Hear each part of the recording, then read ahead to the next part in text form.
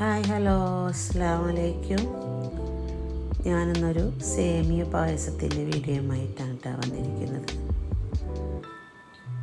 സേമിയ പായസം എന്നും പറയും, തരിക്കഞ്ഞി എന്നും പറയും. റമദാൻക്കൊക്കെ എല്ലാവരും ഉണ്ടാക്കുന്നതാണ്.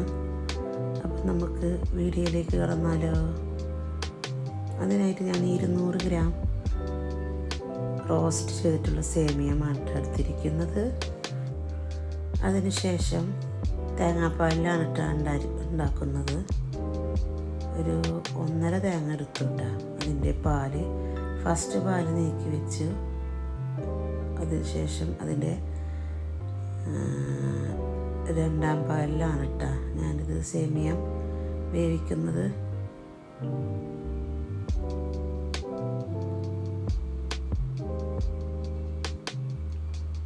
സേമിയം ഏകദേശം വെന്തെന്ന് കണ്ടപ്പോൾ ഞാൻ പഞ്ചസാര ഉണ്ടായിരുന്നു, അത് ഒരു 1.5 കപ്പ് തന്നെ ഇട്ടുള്ളൂ. അതിട്ട്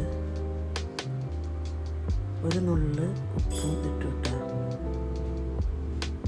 എല്ലാവരും ഉണ്ടാക്കുന്നതൊക്കെയാണ് എന്നാലും ഞാൻ എൻ്റെ സ്റ്റൈലിൽ ഞാൻ പാലിലാണ് അധികം ഉണ്ടാക്കുന്നത്. പശുവും പാലിൽ, തേങ്ങാപ്പാലിലൊക്കെയാണ് പണ്ടൊക്കെ നമ്മുടെ അമ്മമാരൊക്കെ ഉണ്ടാക്കി തന്നിട്ടുള്ളത്. ആ ഒരു ടേസ്റ്റ് അറിയാൻ വേണ്ടി ഉണ്ടാക്കിയതാണ്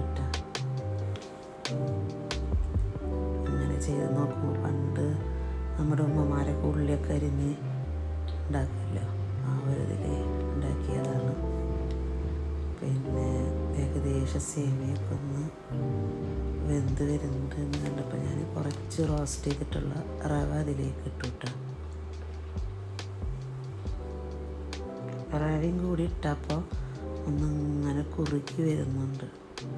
അപ്പോൾ കട്ട കുത്താണ്ട് നന്നായി മിക്സ് ചെയ്തെടുക്കുക.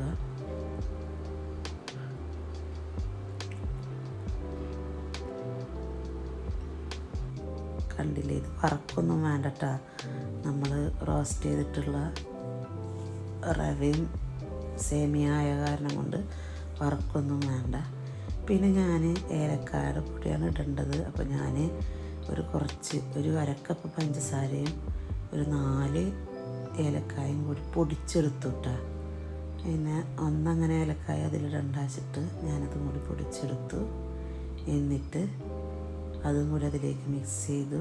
പിന്നെ കുറച്ച് കണ്ടൻസ്ഡ് മിൽക്ക് ഉണ്ടായിരുന്നു, മധുരത്തിന്, അതും കൂടി കുറച്ചൊഴിച്ച് ഏകദേശം വെന്ത് എന്ന് കണ്ടപ്പോൾ ഞാൻ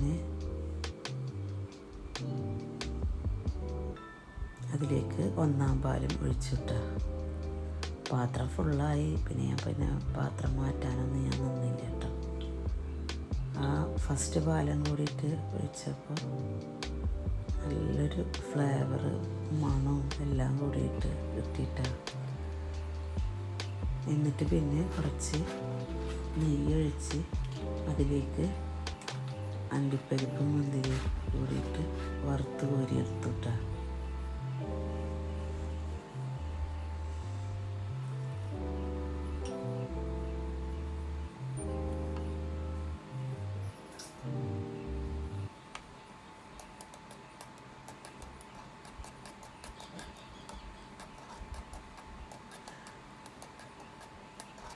നന്നായി റോസ്റ്റ് ചെയ്തിട്ട് എടുക്കുക. എന്നിട്ട് അതിന് ശേഷം ഏകദേശം മൂത്ത് എന്ന് കണ്ടാൽ, അത് റോസ്റ്റായി എന്ന് കണ്ടാൽ അത് നമുക്ക്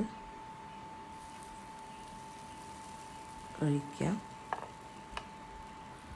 എന്നിട്ട് അതിന് ശേഷം നമ്മുടെ തരിക്കഞ്ഞിക്ക് സ്പെഷ്യലായിട്ട് പണ്ടുള്ള ഉമ്മമാർ ചെയ്യുന്നതാണ് ഉള്ളി അരിഞ്ഞിട്ട് തൂമിക്കുന്നത്.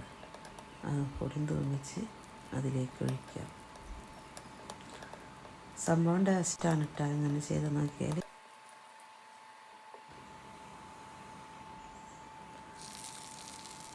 അപ്പോൾ ഓക്കെ, ബൈ. വീഡിയോ ഇഷ്ടമായാൽ എല്ലാവരും ഒന്ന് ട്രൈ ചെയ്ത് നോക്കുക.